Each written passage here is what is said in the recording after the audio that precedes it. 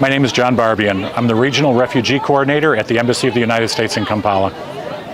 We're here on a week-long monitoring trip to the West Nile and to the north to see the refugee settlements here and also the Lokung collection point, where refugees are arriving from South Sudan in a steady stream. We're here with the Refugee Humanitarian Partners Group to see projects that we fund as the United States and to see projects that other key international donors, part of the RHPG, are funding. It's a chance for us to see not only our own projects, but the projects of our partners that we ordinarily wouldn't get to see on a monitoring trip like this.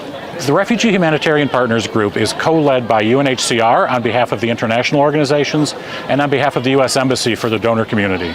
It's a forum in which we come together regularly to bring each other up to date on our activities, to highlight strengths, to highlight gaps, to think about ways forward that we can go collectively.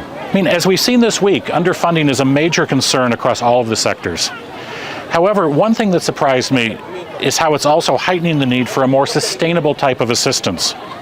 As the needs continue to rise, funding situation is forcing UNHCR, its partners, donors, and the Office of the Prime Minister on behalf of the government of Uganda to look for more ways to unlock the potential of both refugees and host community members to work together.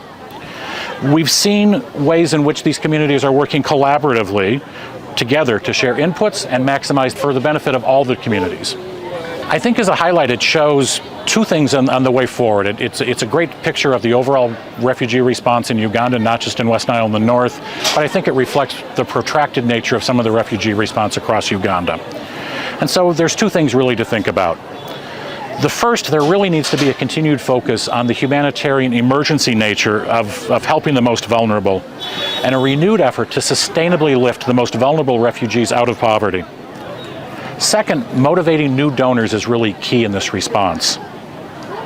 We're seeing a growing number of humanitarian crises across the world, but it's the same donors that keep stepping up to fund these responses to these crises. A more diverse funding pool is necessary to continue to provide life-changing and life-saving interventions.